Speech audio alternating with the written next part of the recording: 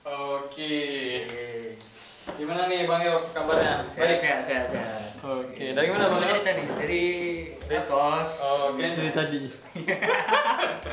Oke, jadi kita hari ini mau diskusi nih bersama Bang Yoga terkait banyak hal ya Bang Yoga. Jadi hari ini kita mau ngomongin tentang fasilitas umum di Aceh. Oke. Tepatnya di Banda Aceh nih. Dan topik di Banda Aceh ini kan ya kita nengok lah banyak ya bangunan-bangunan di RTH-nya, terus kayak penyerapan air yang mungkin belum maksimal gitu. Terus kayak sungai-sungai kita yang airnya tuh masih keruh dan masih ada taman-taman lain seperti topik-topik disabilitas dan sebagainya. Nah, kita mulai dulu di Fasum Aceh nih Bang. Oh, menurut Bang Yok sendiri nih, kan yang kita rasain di masyarakat awam lah, kita sering jalan-jalan. Salah satu kan contoh di Bang Padang, ada di Krung Daroy dan sebagainya. Gimana menurut Bang Yok nih? Oh, ini langsung ke intinya aja ya. Iya, kita langsung diskusi aja terus nih Bang Yok. Ya, sejauh ini ya, fasum-fasum di Aceh itu memang terbilang dari para kota tetangga ya kayak Medan masih tergolong lebih baik daripada di Medan ya. Karena di Aceh sendiri itu fasilitas umumnya memang baik, cuman masih ada beberapa yang belum tergunakan dengan baik kayak penggunanya kan. Jadi kayak salah satu contohnya tuh apa tuh kira-kira Bang? Kalau dari segi namanya kayak fasilitas apa gitu, kayak pejalan kakinya atau RTH ini kok dari kita nengok dari fungsinya sendiri yang Bang Yok paham lah gitu, kayak apa sih tujuan utama dari RTH ini? RTH ya, RTH itu sebetulnya tujuannya untuk meningkatkan indeks hijau dari suatu kota. Semakin tinggi indeks hijau suatu kota, maka kota itu akan semakin bersih udaranya, semakin baik. Kan jadi banyak tuh kasus kayak polusi udara kayak di Jakarta itu kan udah parah kali kan polusinya. Makanya RTH ini gunanya untuk meredam itu salah satunya kan. Jadi kayak filter dia Bang. Iya. Jadi kayak ya kotoran tuh dibersihin. Iya, terus fungsi lain kan untuk kegiatan masyarakat, bisa beraktivitas itu, untuk rapat contohnya. Ya, untuk betul. ya sekedar enjoy aja di RTH itu. Kayak di ini sih kayak di hutan kota ya, di apa namanya, di dekat rumah kawan kita tuh. Oh, iya. Jadi itu kan lumayan menarik ya kalau menurutku itu. Jadi kalau sebenarnya kalau itu bisa dimaksimalin, hutan kota apa ya namanya, di Krungcut di dekat aku lupa sih nama daerah. Jadi di situ ada jembatan, ada kayak apa namanya, kayak danau kecil, danau buatan kecil. Terus ada ya tumbuhan, nah pohon tuh banyak di situ. Kalau aku tuh pas aku datang ke Banda Aceh dan aku main ke situ tuh seru kali. Jadi kayak aku membayangkan kenapa nggak mahasiswa tuh banyak kegiatan di sana. Karena memang kalau untuk kita kerjain tugas tuh enak, sama enak. Oh, oke. Kenapa tuh ya? Kalau menurut aku ya karena hijau ya mungkin ya. Hijau juga suasana yang sejuk. Tapi sinkron apa ya, kayak fasilitas umumnya ini kan kita bilang lah RTH itu kan untuk meningkatkan kebahagiaan orang lah kurang lebih. Ya, itu kebahagiaan orang, jadi indeks yang kayak penghijauan ya, filter udaranya, ada juga kayak penyerapan airnya gitu kan. Tapi kalau dari kebahagiaan orang nih, kebanyakan RTH kita udah terlalu berlebihan menghilangkan, karena kita terlalu fokus dengan fasilitas. Misalnya contoh jalan pejalan kakinya yang semen semua. Jadi kita kayak sekarang kurang nyaman di RTH kita. Kalau Bang Yok sendiri nyaman nggak dengan RTH di Banda Aceh? Sejauh ini ya, di melalui RTH kita masih kurang ya. Apalagi dibandingkan kota-kota lain kan, kayak kita bilang Bandung lah. Bandung kan itu udah terbilang kota kreatif. Ya. Dan ruang terbuka hijaunya apalagi publiknya itu kan banyak di situ. Itu sangat nyaman sekali dan itu sangat mempengaruhi untuk apa? Keaktifan kita di suatu ini ya. Produktivitas manusia. Produktivitas manusia. Oke, jadi kalau misalnya dari kayak apa ya? Ridwan Kamil pernah bilang sih yang aku pernah baca gitu, pernah nonton juga. Dosennya, pokoknya itu kayak guru besar Ridwan Kamil bilang, Mil selalu ingat kalau ketika kita mendesain itu kita tuh mendesain untuk manusia. Nah terkadang hal ini ketika kita punya apa ya, kemampuan lebih untuk mendesain apapun, diberikan apapun, kayak kita sering lupa tentang manusia. Kita ngebuatnya itu untuk manusia, nge-build apapun itu tentang manusia sih, tentang makhluk hidup gitu. Nah jadi kita lanjutlah dengan pembahasan mungkin lebih spesifik lagi nih Bang. Mungkin sekarang Banda Aceh sedang digalak-galakannya tentang waterfront city nih. Jadi kayak kita emang banyak sungai, kayak contohnya Kerung Daro, ada sungai di Lamnyong ya, sungai di Lamnyong, dan berbagai macam lah sungai lain. Kalau dari segi sudut pandang Bang Yom nih, seorang praktisi arsitek, gimana sih? Gak praktisi sebenarnya. Ya, maksudnya kan kita sudah berkecimpung iya, gitu. Gimana pendapat Bang Yom tentang gitu? Waterfront ya. Ya, waterfront sebetulnya bagus sih untuk ekonomi apalagi ya kan. Karena bisa dipakai untuk jualan situ, bisa untuk dibuat bukan sekedar jalan-jalan di situ, jadi untuk meningkatkan citra kota juga. Oke, jadi itu bagus. Sebenarnya tergantung implementasinya itu gimana. Melibatkan dari sektor lingkungan enggak gitu. Kalau misalnya kita membangun di misalnya contoh waterfront di suatu sungai, ya kan? Kan nggak semua sungai bisa kita bangun waterfront kan?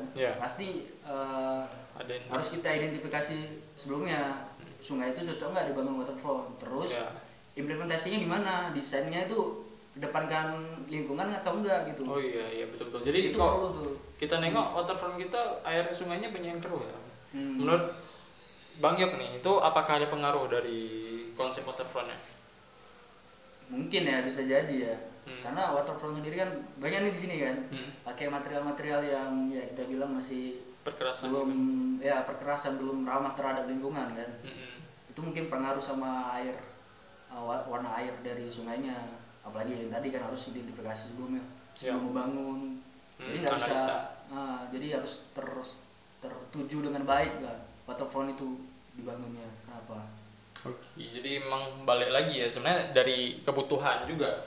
Jadi sedikit lah aku geser nih topik dari waterfront ya. Sebenarnya kita membangun waterfront, aku juga nggak terlalu mengikuti nih. Kenapa? Pemerintah kita mengambil topik waterfront. Nah, karena kan waterfront ini bakal menggunakan biaya yang besar. Nah, dan juga impact-nya juga kita pengen besar kan. Impact-nya pasti pengen besar. Nah, problemnya sekarang kita melihat impact yang dihasilkan itu aku belum melihat apakah ada indeks ekonomi di situ, apakah ada indeks kayak masalah lingkungan atau nggak. Kalau menurut aku waterfront di Aceh itu, Banda Aceh itu lebih ke ekonomi. Menurut Bang gimana? Karena aku belum tahu kenapa pemerintah buat tuh. Kalau memang dibuat untuk ekonomi, ekonomi belum berjalan sampai sekarang dari waterfront. Belum terlalu lah. Mungkin ya. Nggak mungkin bisa jadi salah juga kan. Mungkin karena pas pembangunannya mungkin ya kurang konsolidasi terhadap beberapa pihak yang berkecimpung di situ. Jadi waktu ketika udah jadi waterfrontnya, itu masih belum termaksimalkan. Karena belum ada hal-hal yang perlu diterapkan gitu, kayak ahlinya gitu. Ahli lingkungan di situ ada ahli, mungkin memang kayak orang-orang yang udah pernah studi banding ke waterfront yang udah berhasil juga. UMKM. Jadi kayak kita ngomongin tentang UMKM, orang UMKM itu kan dia butuh pasar sendiri, kayak mana jualan segala macam. Nggak mungkin dia bisa jualan di semua tempat kan. Karena satu yang paling dibutuhkan, aku juga seorang praktisi bisnis gitu, kita butuh traffic kan. Sedangkan dari waterfront ini belum bisa menghasilkan traffic yang cukup. Menciptakan traffic ya. Karena trafficnya juga belum susah mungkin ya, aku nggak tahu indikatornya apa, tapi kalau dari pendapat aku sendiri pribadi itu lebih karena aksesnya sih, dan juga interest yang interesting gitu yang mendatangkan orang. Misalnya contoh di situ ada, kenapa kok menurut aku itu nggak dibuat kayak acara-acara expo atau acara-acara UMKM lah, bazar gitu. Kenapa nggak dibuat di situ? Kenapa harus kadang-kadang dibuat? Salah satu yang besar pernah aku buat itu di depan hotel, depan toko kayak gitu. Kenapa nggak dibuat di daerah kayak gitu yang mendatangkan traffic kan sebenarnya? Jadi masyarakat juga bisa mengenal waterfront ini. Tapi ya menurut aku itu belum terrealisasi gitu. Oke, tadi kita ngomongin tentang air keruh nih, Bang, air keruh yang berada di sungai. Menurut Bang Yok sendiri, bagaimana sih solusinya tuh kalau biar air tuh bisa bersih gitu, bisa digunain lah. Kalau sekarang kan kita nengoknya ngeri sedap tuh. Karena warnanya lain ya. Warnanya mirip-mirip sesuatu. Ya ada di Singapura nggak salah, ada salah satu kasus juga ya gitu kan. Memang tapi kasusnya bukan karena sungainya terlalu keruh airnya, tapi karena sungainya itu kurang dimanfaati dengan baik. Jadi ya karena sungai itu kan sumber kehidupan manusia juga kan. Iya. Jadi ada salah satu cara mereka tuh nerapin namanya cleansing biotem. Jadi memfilterisasi air secara alami melalui tumbuhan yang ada di sungai. Dan itu bisa diterapkan mungkin di salah satu sungai di Banda Aceh atau di Aceh sendiri. Jadi kayak di pinggiran-pinggiran sungai itu gunain tanaman-tanaman gitu ya. Jadi tanaman-tanaman terfilter gitu. Ya. Itu menarik sih sebenarnya. Karena dari aplikasinya juga tergolong nggak besar biayanya, karena itu kan tanaman, dan tanaman itu kan kalau yang mahal aku nggak tahu ya mahalnya semana, tapi dibandingkan konkret perkerasan lain itu akan lebih murah ya sebenarnya. Iya sih. Dan juga lebih menarik kan. Iya, tapi nggak semua sungai bisa diterapin itu ya. Apalagi sungai dengan arusnya yang deras ya. Jadi harus bisa merusak tanamannya sendiri gitu. Berarti dia memang sampai ke pinggir-pinggir sungainya itu. Iya. Bukan bagian, kan kalau kita bayangkan dari segi potongan ya. Mungkin dari orang awam tuh gimana cara memahami potongan ketika bagian waterfront tuh kita ngadap ke sungai, kita potong nih dah. Jadi di bagian kanan kirinya tuh ada bantaran sungai nih. Ada. Bantaran sungainya itu bukan yang beton, bukan konkret yang padat. Tapi kok kita buat di bagian atasnya kan ini ada struktur tanah, kita bilang kan, yang struktur tanahnya tuh menggambarkan seperti inilah di tengah sungai. Nah, di bagian atasnya kita banyakin tumbuhan. Kira-kira berfungsi kan? Bisa jadi untuk penyerapan air kan. Itu bisa penyerapan, penyerapan air itu bagus.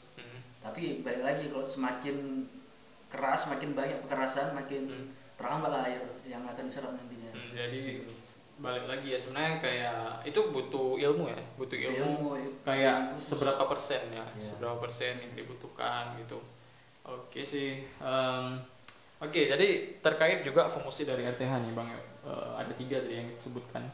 Salah satunya juga untuk penyerapan air. Nah, dari segi penyerapan air sendiri nih, selama ini dari RTH kita menurut Bang bagaimana nih? Karena kan fungsi penyerapan air ini kan juga sebagai biar kota tuh nggak tergenang gitu. Banjir, ya jalan tuh nggak naik airnya. Nah, kok dari Bang Yo sendiri nih pernah nggak merasa masalah-masalah itu di Banda Aceh? Kalau masalah banjir, di Banda Aceh ada banjir? Pernah sih, jadi kayak di Kerung Darway di Lamnyong itu katanya pernah curah hujan tinggi ya, sampai banjir itu satu. Terus kan beberapa bulan yang lalu kan sampai curah hujan tinggi itu di bagian jadi kan di bagian depan gubernur tuh, jadi pernah curah hujan tinggi itu buat banjir gitu. Ya mungkin di situ memang ada RTH-nya kan kalau dari segi RTH, dan aku juga nggak paham kali gimana untuk penempatan RTH sendiri, apakah di daerah kantor gubernur itu dibutuhkan RTH, dan aku tuh belum terlalu memahami. Tapi kalau dari Bang Yoga sendiri nih, yang kita nengok dari RTH kita kayak di Belang Padang, di hutan kota, dan di sudut dekat hutan kota juga ada kayak semacam taman bermain gitu. Jadi kalau Bang nengok nih, ada yang Bang Yoga nengok dari RTH yang ada di Banda Aceh, yang Bang Yoga tahu, dari segi irigasinya penyerapan airnya gimana? Sejauh ini masih terbilang bagus ya, karena ada kasus ada yang besar sekali gitu kan, paling genangan-genangan kecil ya. Perlu dikasih saluran yang baik, tentunya pemeliharaan lebih lanjut gitu.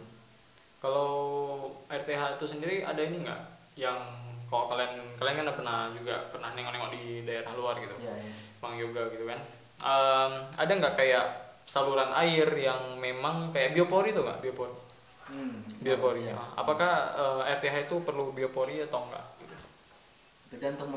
Tergantung fungsinya juga ya. RTH itu sebagai apa? Dia perlu penyerapan yang cepat atau enggak gitu, menurut aku ya. Kalau dia perlu penyerapan yang cepat, dia pasti perlu biopori itu, karena pasti bakalan ada aktivitas setelahnya. Tapi kalau misalnya dia cuma RTH yang terbuka gitu aja, bisa dibilang untuk sebagai penyerapan aja, ya itu mungkin nggak perlu biopori, hanya saluran irigasi yang baik. Jadi udah cukup baik ya di Banda Aceh ya. Kita nengok dari yang pengamatan Bang Yoga sendiri itu udah cukup bagus ya.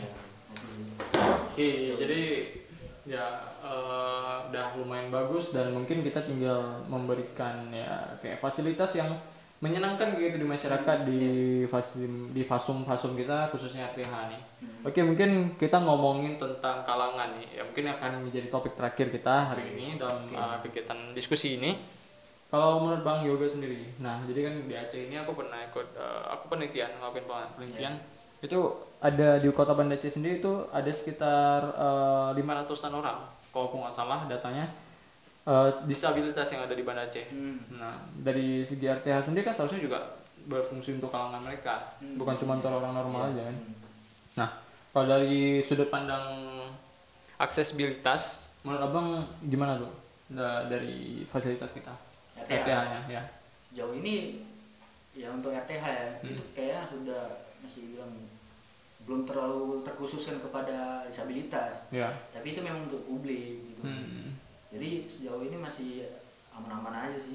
Aman ya. Mungkin juga aku nggak tahu ya kalau pendekatan yang harus dilakuin itu apakah disabilitasnya dulu yang bermain di RTH-nya atau kayak RTH-nya udah mumpuni atau kayak udah sesuai baru orang-orang yang dari disabilitas datang. Itu juga yang namanya RTH ya, ruang terbuka hijau untuk siapapun, publik kan. Siapapun bisa masuk, siapapun kalangan yang bisa masuk di situ menggunakan itu kan. Tentunya kalau misalnya udah kayak gitu berarti RTH itu udah harus mendukung si disabilitasnya ini. Dia karena dia juga kan manusia kan. Kayak tadi Rifai bilang pembangunan itu harus berdasarkan hal manusia kan. Pembangunan manusia, dan itu perlu diperhatikan juga untuk RTH di Kota Banda Aceh. Apakah ya sejauh ini masih aman sih ya, masih mungkin belum terlalu terlihat kali permasalahan signifikannya gitu. Jadi sekarang permasalahannya mungkin kok dari segi infrastruktur sendiri itu belum bisa kita simpulkan karena dari penggunaannya sendiri memang masih belum terlalu banyak. Tapi aku pernah nih ngobrol dengan salah satu disabilitas di mana dia bilang kalau fasilitas umum yang terkait akses ya di RTH itu belum cukup baik. Dan dia bilang gini, yang dia simpulkan bahwa ya gara-gara itu juga aku males jadinya pergi jalan-jalan di kota gitu. Nah ini kan harus dibuktikan dengan data yang cukup banyak kan untuk mengkonkretkan hal ini. Apakah memang banyak disabilitas itu nggak berani keluar atau tidak mau menggunakan fasilitas itu karena memang mereka itu nggak nyaman dengan fasilitas gitu. Jadi itu dibutuhkan pendekatan lain. Tapi kalau kita mau share nih Bang Yohan, apa sih yang perlu diperhatikan untuk kawan-kawan kita yang dari kalangan disabilitas gitu untuk di RTH-nya? Ya kalau disabilitas itu tentunya ngapain dia di RTH? Misalnya dia misalnya mau sekedar jalan-jalan aja, tentunya aksesibilitasnya ke RTH dari rumah ke RTH itu harus bagus bisa kan. mendukung ya kan. Kalau cuma di RTH-nya doang ya nggak bisa ke situ juga. Kan. Gimana cara aksesnya? Gitu. Ya, itu pasti paling yang paling sederhana lah, paling basic kan. Lalu untuk dia misalnya dia mau bisa ngapain gitu, mau duduk yang di area tamannya pasti harus mendukung kayak ram dan lain sebagainya. Jadi intinya balik lagi ya sebenarnya kalau kita bilang RTH itu ya fungsinya untuk manusia dan banyak hal yang harus kita pelajari dari manusia. Dari ya contoh kayak tadi kita ngomongin yang topik awal kita ngomongin tentang lingkungan, ya lingkungan itu juga akan berfungsi untuk manusia. Jadi emang dibutuhkan studi yang lebih jauh apa keterkaitan lingkungan dengan manusia dan kita harus menganalisa poin-poin pentingnya dari situ. Dan juga tadi tentang disabilitas kita butuh mempelajari juga si disabilitas ini kebutuhannya apa di RTH dan mereka kenapa sih mereka perlu ke RTH, dan itu butuh banyak ilmu ya Bang Yoga, dan semoga RTH di Banda Aceh itu bisa lebih bagus nih Bang Yoga. Oke, mungkin itu aja Bang Yoga kita diskusi hari ini. Balik ini juga. Oh ya, udah ada kerjaan ya. Banyak kerjaan nih. Tadi udah azan juga tadi. Oke, kita boleh aja. Oke lah. Yuk, bisa cari bukaan tuh.